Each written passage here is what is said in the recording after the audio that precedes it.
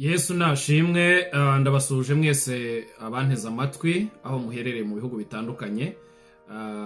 Igitondo cyiza, umugoroba mwiza. Ndabashuje rero abo dukomeje kubana muri ibihe byiza byo gusenga. Imana ibaho umugisha. Uyu munsi turi ku munsi wa gatanu w'amasengesho y'iminsi 40, amasengesho afite intego ivuga ngo kugarurirwa agaciro kadasanzwe. Ndashima Imana ibyo ikomeje gukora, ndashima Imana ibyo ikomeje kugenda igaragaza umunsi ku wundi. Twabonye kugira neza kuva ku munsi wa mbere, twabonye Imana ikora imirimo ikomeye ku munsi wa kabiri, umunsi wa gatatu, umunsi wa kane. Tugeze ku munsi wa gatanu rero dusenga, tugeze ku munsi wa gatanu twiyiriza ubusa, twinginga Imana kugira ngo izaduhe gusoza umwaka amahoro. Imana rero ishimwe cyane.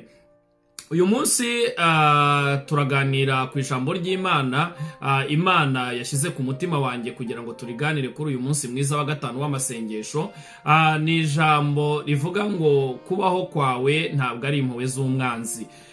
Kubaho kwawe mu by'ukuri utari wavuka, Imana yari igufite mu bitekerezo. Kabone nubwo waba waravutse wenda abaturanyi batabishaka, cyangwa se imiryango itabishaka, cyangwa se yewe n'ababyeyi rimwe na rimwe batabiteganyije, batabishatse, ntabwo imivukire yawe ari impanuka imbere y'Imana.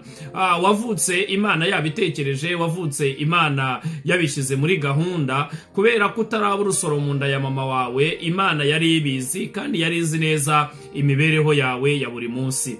Uyu munsi turashima Imana rero ko twaje ku isi tutari impanuka imbere y'Imana.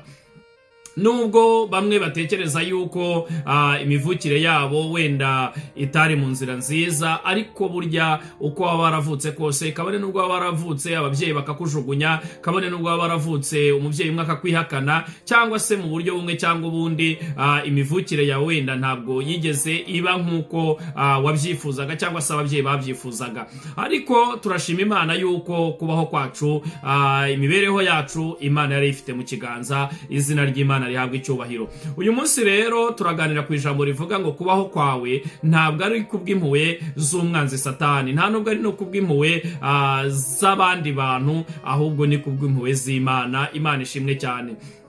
Buri munsi uko ugenda uhura na byinshi, buri munsi uko uvuga uhura na byinshi. Urabyuka mu gitondo ugahura n'intambara zitandukanye. Reka nkubwire ngo Satani ntabwo atuje kukurwanya, Satani ntabwo arekeye kuguca intege, Satani ntabwo arekeye kuguhiga umunsi ku wundi, ahubwo yohereza ibitero kuva mu gitondo kugeza amasaha 24 ku minsi 7, ahora kurwanya kugira ngo utabasha kugera ku nzozi zawe, cyangwa se utagera ku Imana yavuganye nawe. Uyu munsi rero ndagira ngo nkubwire mwene data wowe unteze amatwi, waba uri umudamu, waba uri umukobwa, waba uri umusore, waba uri umwana muto, waba uri umuntu mukuru cyangwa se usheshe akanguhe, ndagira ngo nkubwire ngo Satani ntabwo yigeze areka kukurwanya, nta nubwo yigeze ahagarara kuguhiga. Uko ubyutse mu gitondo ukabona urabyutse, ujye ushima Imana, uvuge ngo Mana ndagushimye ko unyongereye imyaka yo kurama, kubera ko ntabwo ari kubw'impuhwe za Satani. Burya reka nkubwire inshuti yanjye, iyo turyamye tukabona burakeye tujye dushima Imana, niyo bwije nabwo ujye ushima Imana, kuko akenshi bamwe bagenda mu muhanda bagahura n'impanuka zitandukanye, abandi bagenda mu nzira yewe bakagira ibibazo bitandukanye. Hari n'abaryama ntibabyuke, hari n'ababa bicaye mu ntebe zabo cyangwa se muri saro, ukabona umuntu arumye cyangwa se agafatwa n'uburwayi butandukanye. Ni ukuvuga ngo kubaho kwawe ntabwo ari impanuka imbere y'Imana, nta nubwo ari n'impuhwe Satani aba yakugiriye ngo wenda avuge ati uriya reka mugirire impuhwe. Icyakora koko hari abagirira impuhwe, ndavuga abakozi be nyine, ariko mwebwe mwamenye Imana munkurikiye, mwebwe mwahisemo Yesu nk'umwami n'umukiza mu bugingo bwanyu, ntabwo na rimwe azareka kubarwanya, nta na rimwe azatuza atababujije amahoro umunsi ku wundi. Uyu munsi rero ndagira ngo nkwibutse neza yuko kubaho kwawe atari izo mpuhwe za Satani, ahubwo ni impuhwe z'Imana. Iyo dusomye mu gitabo cya Yesaya ibice 40 atubwira amagambo akomeye cyane, uburyo ki Imana yabwiye Yesaya iramubwira ngo ntutinye kuko ndi Imana yawe, ntukihebe kuko ndi Imana yawe. Reka nkubwire ngo nzajya nkuramiza amaboko yanjye, nzajya ngutabara, niko ko Imana izajya gutabara. Mu by'ukuri ntabwo Imana ishobora kugutabara hatari urugamba, ntabwo Imana ishobora kukubwira ngo ntutinye, kuko burya umuntu atinya ibyo ari kureba, umuntu atinya ibyo ari kurwana nabyo. Uyu munsi ndagira ngo nkubwire ngo urarwana na byinshi, urarwana n'abadayimoni babinjira mu bantu, urarwana n'abinjiye mu miryango yawe, urarwana n'abinjiye mu bo mwashakanye, urarwana n'abadayimoni baturutse impande zose kugira ngo bahitane ubugingo bwawe. Ubwo bugingo bwawe reka nkubwire, ntabwo bakurwanya kuko wenda hari icyo ufite kirenze, ahubwo nuko wamenye Yesu nk'umwami n'ukiza mu bugingo bwawe. Satani rero ahora azerera ashaka uwo yanconcomera kugira ngo amukure muri ibi byizero. Nubona ubyutse ukumva ufite ishimwe muri wowe, ukumva uracyafite agakiza, ujye ushima Imana. Hari benshi bari bazi gukorera Imana, uyu munsi bamaze kugera hacecekerwa Satani abibye. Hari benshi twari tuzi bari bazi kuririra umurimo w'Imana, Satani yamaze kubatembagaza. Hari benshi bari bazi icyo bita gukorera Imana neza icyo ari cyo, ariko uyu munsi Satani yamaze kubarwanya, babivamo, bararambirwa, bareka iby'inzira y'agakiza. Uyu munsi rimwe na rimwe uzumva uwari umupasiteri uyu munsi yapfiriye mu byaha ndetse akanapfa rwose. Uzumva abari abaririmbyi beza uyu munsi ujya kumva ngo umuntu yapfiriye mu kabari, bamukubise icupa mu kabari arapfa, kubera kandi yari umukozi w'Imana mwiza. Ahubwo impamvu nuko Satani ahora azerera ashaka uwo yanconcomera. Imana rero ibwira Yesaya aramubwiye ngo ntutinye kuko ndi kumwe nawe. Turashima Imana koko yaduhaye isezerano rivuga ngo ntidutinye kuko turi kumwe n'Imana yacu. Imana ishimwe cyane. Uyu munsi rero wa gatanu ndagira ngo nkwibutse neza ko kubaho kwawe atari kubw'izo mpuhwe za Satani, ahubwo ni kubw'uburinzi bw'Imana. Imana iturinda buri munsi, iturinda ntabwo ihunikira nta nubwo igisinzira, kuko iramutse ihumbije gatoya ibihumbi byinshi Satani yahita binyaga. Ariko ndagira ngo nkubwire, ntabwo ihunikira nta nubwo isinzira. Ese waba uzi neza yuko iyo uri mu kazi Imana ibigufitiye abamarayika ku ruhande rwawe? Waba uzi neza ko iyo uri mu muhanda utwaye imodoka ingabo nyinshi zipfa hejuru yawe? Ese waba wari uzi neza ko iyo wicaye mu nzu yawe haba hari ingabo nyinshi zikurinze zirwana urugamba? Kubera ko tutarwana n'ibifite imibiri n'amaraso, ahubwo turwana n'abatware b'umwijima. Reka nkubwire nshuti yanjye, Imana yohereza abamarayika bo kukurinda, bakurwanira umunsi ku wundi. Ni nayo mpamvu ugomba kugira imbaraga muri wowe, ukavuga ngo ntabwo ngomba gutinya ibiriho. Umuririmbyi yaravuze ngo nyura mu misozi, nyura mu mataba, aho hose niko harushya umutima, ariko ndasaba Uwiteka kugira ngo ajye anshoboza, ajye amfasha kurwana urwo rugamba. Imana rero itugiriye neza. Pawulo yandikira Abefeso yarababwiye ngo mwambare intwaro zose z'Imana, kuko mutarwana n'ibifite imibiri n'amaraso, ahubwo murwana n'abatware, ni ingabo z'umwijima, ni ingabo zo mu kirere zihora zizerera. Ntabwo turwana n'ibyo tubonesha amaso. Iyaba turwana n'ibyo tubonesha amaso, hari igisirikare cyiza kizi kurwana, hari ibisirikare mu isi byatojwe, yewe usibye n'ibisirikare byatojwe mu isi, bashobora no kwishyira hamwe, ibihugu bikishyira hamwe bikadufasha kurwana iyo ntambara. Hari intwaro nyinshi zakozwe, hari intwaro za kirimbuzi, wenda baziyambaza bakarwanya n'abo badayimoni, ariko kuko tutarwana n'ibigaragara, ni nayo mpamvu Imana yabwiye Abaroma, Pawulo binyuze muri Pawulo arababwira ngo mwambare intwaro zose z'Imana, kuko mutarwana n'ibifite imibiri n'amaraso. Mwene data, kubaho kwawe ntabwo ari impuhwe za Satani, ahubwo ni impuhwe z'Imana. Imana ishimwe cyane. Umuririmbyi w'ijana 49 yararirimbye ngo mbese urukundo rw'Imana yacu rwagereranywa n'iki? Ageze ku gitera nkunda cya nyuma aravuga ngo kandi uko ikunda umwana wayo, nanjye niko inkunda ntakwiriye. Bene data, nagira ngo mbabwire, kuko Imana yakunze abari mu isi cyane, byatumye itanga umwana wayo w'ikinege, kugira ngo uwo mwizera wese atarimbuka, ahubwo ahabwe ubugingo buhoraho. Imana ishimwe cyane.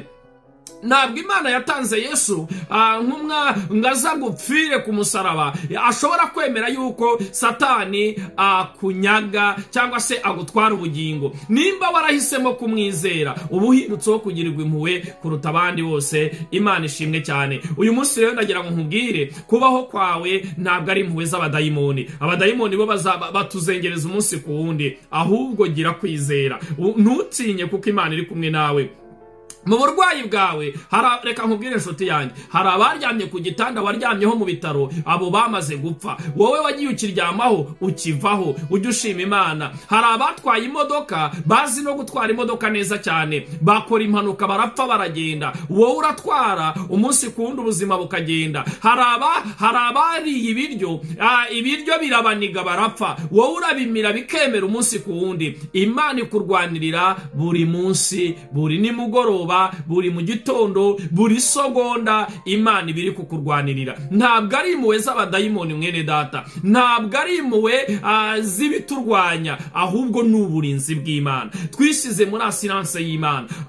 Abemeye Yesu nk'umwami n'umukiza mu bugingo bwabo rero babonye asiranse, babonye kava ya asiranse y'ubuzima, asiranse dovi. Bene data ndagira ngo mbabwire, nubwo duhura n'ibiturwanya, ijambo ry'Imana Dawidi yanditse yaravuze ngo Mana kura umutima wanjye mu nzu y'imbohe, hato ntamanuka nk'abagana muri rwa rwobo. Kandi naho ingabo zabamba amahema kundwanya, umutima wanjye uzakomera. Reka nkubwire inshuti yanjye, ingabo zibamba amahema kukurwanya, ariko umutima wawe nukomere. Ingabo zibamba amahema kugira ngo zigutsinde, ariko umutima wawe nukomere. Ingabo zibamba amahema kugira ngo zigutsembane n'umuryango wawe, zigutsembane n'abana bawe. Reka nkubwire inshuti yanjye, uraryama ukabyuka ibintu byemeye, wibuke neza yuko atari kubw'impuhwe z'abadayimoni, ahubwo n'uburinzi bw'Imana. Rero ntutinye kuko Imana iri kumwe nawe. Wikiheba nshuti yanjye, nubwo uri mu burwayi, nubwo ubukene bubaye bwinshi. Satani aguteje abadayimoni b'ubukene, Satani aguteje abadayimoni b'uburwayi, Satani aguteje abadayimoni b'amagambo, Satani aguteje abadayimoni b'icyangiro, Satani aguteje abadayimoni bakurwanya kuva mu gitondo kugeza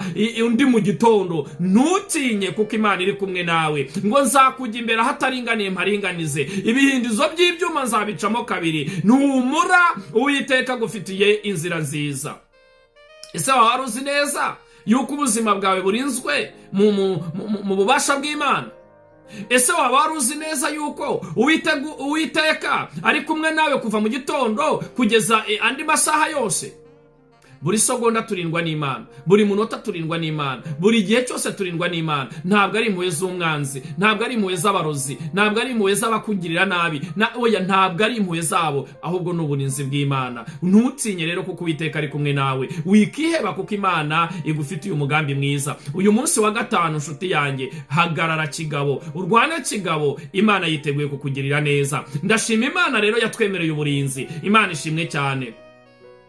Ese ujya umenya neza yuko abadayimoni batajya bagira konje ku buzima bwawe? Ese ujya umenya neza yuko abanzi bakurwanya batazacogora kukurwanya? Ese ujya umenya neza yuko ibiguhiga bitazajya bisiba kuguhiga? Uyu munsi ngufitiye inkuru ikubwira ngo ntutinye kuko Uwiteka ari kumwe nawe. Azakujya imbere ahataringaniye aharinganize. Imana ishimwe cyane. Humura, iby'iki gihe ntibikumare imbaraga z'umutima. Imana ishimwe cyane. Iby'iki gihe ntibiguteshe agaciro k'ubuzima bwawe, ahubwo vuga ngo nubwo bimeze gutya, Imana yandemye ifite umugambi mwiza ku buzima bwanjye. Ntabwo ari kubw'impuhwe z'abadayimoni kuba nyiriho, ahubwo n'uburinzi bw'Imana. Imana ishimwe cyane. Ndagira ngo rero uyu munsi ufatanye nanjye dusenga Imana, ufatanye nanjye ugire ibyiringiro bifite ubugingo yuko Imana ikurinze. Nimba warahisemo Yesu nk'umwami n'umukiza mu bugingo bwawe, uri umunyamahirwe. Nta cyago kizakugeraho Imana itakikumenyesheje. Ni nayo mpamvu ugenda bigakunda, ni nayo mpamvu urya bikemera, ni nayo mpamvu uyu munsi ubasha kuvuga bigakunda. Imana iguhe umugisha woneza amatwi, kandi ndagira ngo nkwifurize uburinzi bw'Imana. Ndagira ngo nkwifurize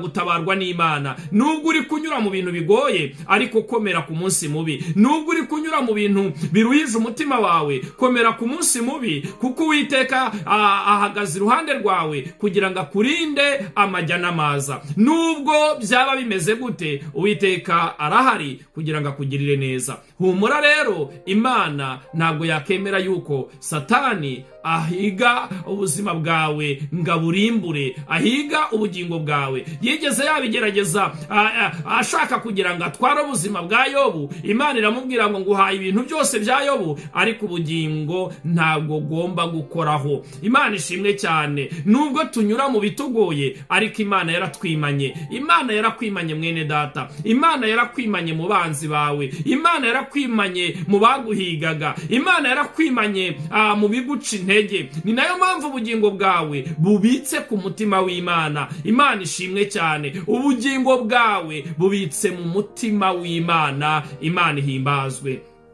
Dushimye Imana rero yuko ikomeje kuturinda. Ndakwifuriza kurindwa n'Imana, ndakwifuriza gutabarwa n'Imana kuri uyu munsi, kandi guhera uyu munsi wa none, uyu munsi wa gatanu w'amasengesho, ntucike intege, ntiwihebe. Uwiteka yamanuye uburinzi, yamanuye ingabo nyinshi kugira ngo zipfe ku bwawe. Ntacyo wenda kuba, uburwayi ntibugukange, ubukene ntibugukange, ibigeragezo bitandukanye ntibigukange, imyaka umaze kuri tekeri ntigukange, imyaka umaze ku kidendezi ntigukange, iminsi umaze mu gituro ntigukange, kuko Uwiteka amanuye ingabo nyinshi kugira ngo zirwane urugamba. Birashoboka ko amasengesho yawe ubona yuko adasubizwa, birashoboka yuko ubona amasengesho yawe amaze igihe adasubizwa, ariko ndagira ngo nkubwire ngo marayika Gaburiyeli amanutse kugira ngo azane ibisubizo. Mikayeli aje kurwana n'Abamedi n'Abaperesi batangira amasengesho yawe. Humura, Uwiteka akurinze bundi bushyashya. Uyu munsi nkwaturiyeho kurindwa n'Imana, uyu munsi nkwaturiyeho kugendana n'Imana. Mu byo ukora byose wumve ko Uwiteka ari iruhande rwawe, kandi akwegereye kuruta imyambaro wambaye ikwegereye. Arakwegereye cyane. Mugirire icyizere, umubwire ngo Uwiteka we, nishyize mu maboko yawe, wandekura namirwa n'abadayimoni. Uwiteka we, ni wowe nishyize. Nujya ubyuka ujye uvuga ngo Mana nkwishyize mu maboko, ubwire meze neza. Nujya kuryama uvuge ngo Mana nishyize mu maboko yawe. Ni ukuri ubuzima bwawe bwose agira